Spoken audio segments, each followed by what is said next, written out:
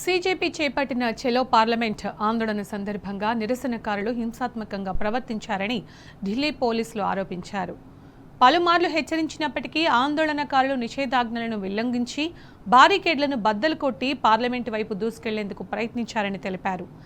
ఈ ఘటనలో 118 మందికి పైగా పోలీసులు గాయపడ్డారని, వారిలో స్పెషల్ కమిషనర్, జాయింట్ కమిషనర్, అదనపు కమిషనర్, డీసీపీ, ఏడీసీపీ, ఏసీపీ స్థాయి ఉన్నతాధికారులు, మహిళా పోలీస్ సిబ్బంది కూడా ఉన్నారని ఢిల్లీ పోలీసులు వెల్లడించారు.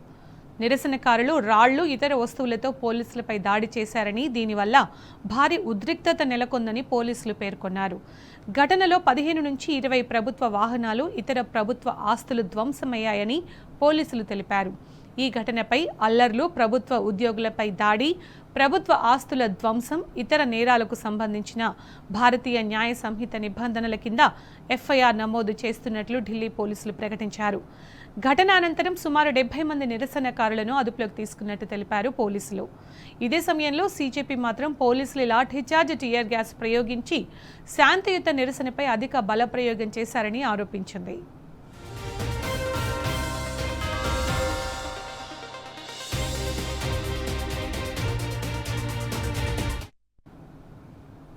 ఇక దీనికి సంబంధించిన మరింత సమాచారం మా ప్రతినిధి సురేష్ ఢిల్లీ నుంచి అందిస్తారు. సురేష్, సీజేపీ చేపట్టిన చెలో పార్లమెంట్ ఆందోళన సందర్భంగా నిరసనకారులు హింసాత్మకంగా ప్రవర్తించారని ఢిల్లీ పోలీసులు ఆరోపిస్తున్నారు కదా, ఇది ఎంతవరకు నిజం? అప్డేట్స్ ఏంటి దీనికి సంబంధించి? సీజేపీ మాత్రం స్పష్టంగా పోలీసులు ఒక గురుసు ప్రవర్తన కారణంగానే విద్యార్థులపై దాడి చేయడం జరిగింది, లాఠీచార్జ్ చేశారు, టియర్ గ్యాస్ వేయడంతో చాలా చెల్ల చేతులైపోయిన సిచ్యువేషన్ అని చెప్పడం జరిగింది. ప్రశాంతంగా నిరసనను 23 రోజులు చేసినప్పటికీ ఎటువంటి సంఘటన చేసుకోలేదు.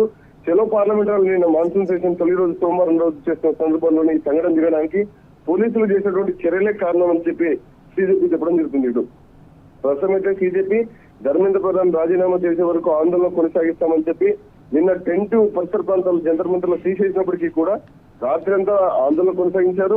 రాత్రి వర్షం పడినప్పటికీ కూడా ఆందోళన కొనసాగిస్తున్నటువంటి పరిస్థితి. వాళ్ళ ఉదయం లోపల టెంట్ను ఏర్పాటు చేసుకుని మరొకసారి ప్రకృతి నుంచి ఇబ్బంది అవుతుంది, వర్షం కారణంగా ఇబ్బందులు ఎదుర్కొనేటువంటి విషయాన్ని కాదనుకుని మరోసారి ఆందోళన కొనసాగించే దిశగా ముందుకెళ్తున్నారు.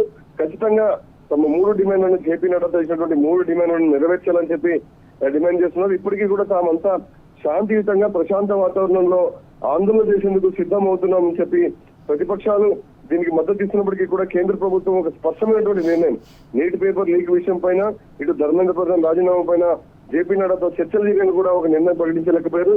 దీంతో ఇటు పార్లమెంట్ లోపల ప్రతిపక్షాలు ఆందోళన చేస్తున్నాయి, పార్లమెంట్ బయట కూడా ప్రతిపక్షాలు ఆందోళన చేస్తున్నాయి. దీనిపైన BRS party Rajya Sabha floor leader అయినటువంటి రాజ్యసభ వద్దిరాజు రవిచంద్ర కూడా ఒక స్టేట్మెంట్ ఇవ్వడం జరిగింది. ఇది ప్రజాస్వామ్య విరుద్ధంగా విద్యార్థులపై లాఠీచార్జ్ చేయడం సరైంది కాదు, నీట్ పేపర్ లీక్ విషయంలో పార్లమెంట్ వేదికగా చర్చ జరగాలని చెప్పి డిమాండ్ చేశారు. విద్యార్థుల ఆందోళనను బలప్రయోగంతో అణచివేయకండి, కేంద్ర ప్రభుత్వం సానుకూలంగా విద్యార్థులతో చర్చలు చేపట్టాలని చెప్పి విజ్ఞప్తి చేయడం జరిగింది. ఇటు కేంద్రం మాత్రం ఇప్పటి వరకు ఇంకా ఒక నిర్ణయం తీసుకోలేదు. దీంతో 2వ రోజు కూడా తమ ర్యాలీ కొనసాగుతుందని చెప్పి బీజేపీ ప్రకటించడం జరిగింది. సురేష్, ఇవాళ కూడా అంటే వాళ్ళు ప్రశాంతంగానే నిన్న చెప్పారు, మేము కూల్గా చేస్తున్నప్పటికీ కూడా పోలీసులే వాంటలీ లాఠీచార్జ్ చేశారు, టియర్ గ్యాస్ ప్రయోగించారని. కానీ పోలీసుల వర్షన్ వేరేలా ఉంది. సో ఈ రోజు ఎలా ఉంది సిచ్యుయేషన్? అంతా కూల్గానే ఉందంటారా? అయితే ప్రస్తుతం ఇంకా వర్షం కొనసాగుతుంది, దాని కారణంగానే విద్యార్థులు మెల్లమెల్లగా ధర్నా చౌక్ జంతర్ మంతర్ కు చేరుకోవడం జరుగుతుంది.